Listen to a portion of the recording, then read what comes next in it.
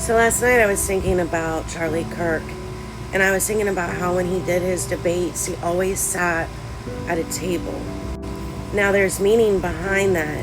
I believe specifically that Charlie Kirk sat at a table because that's what Jesus did when he wanted to bring his disciples together for conversation, for blessing, for gathering. We all know that dinner time is the best time to get together with your family, to sit down, to talk about the day, to talk about things that might be bothering you, things to bring your family closer together and connect. And that's what Jesus did. He wanted to bring people together around the table where people were comfortable, bringing people of different backgrounds.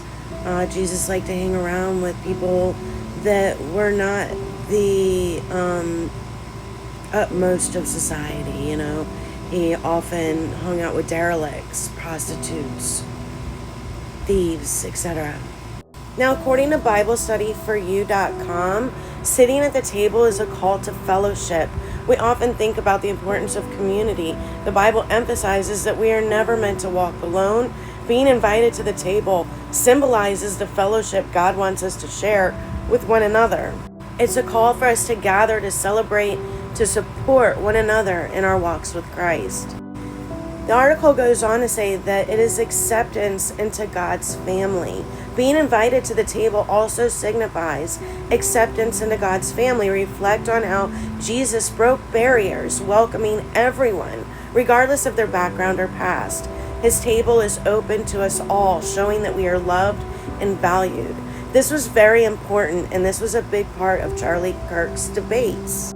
I believe that he often sat at a table because it had a lot of meaning to him. Now, as I was watching Charlie Kirk, I was really trying to pay attention to him and see the type of person that he was and what he was trying to do with these kids and bringing them together and having them come to his table, I think was significant.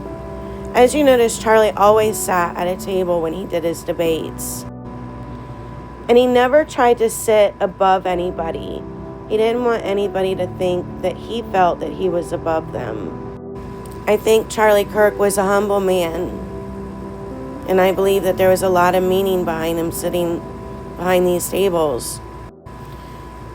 But there was something that I found that was a little bit odd that differentiated Utah from all of these other debates. As you can see, Charlie usually sits at the table in a chair that fits the table. Except for at Utah. Utah was different. And I'm wondering why Charlie was sitting so high at this event. Maybe I'm reading too much into it, but I just felt like it wasn't his normal way, and anything out of the ordinary is standing out to me. Like I said, I believe that there was significant importance to him sitting at the table and sitting in a position that wasn't higher than everybody else. You know, I may not agree with a lot of the things that Charlie Kirk stood for or believed in or preached about, but I think Charlie Kirk was a good man. His legacy deserves to be remembered and honored. I think Charlie Kirk taught me a lot. And he inspired me like he did many other Americans. May his legacy live on.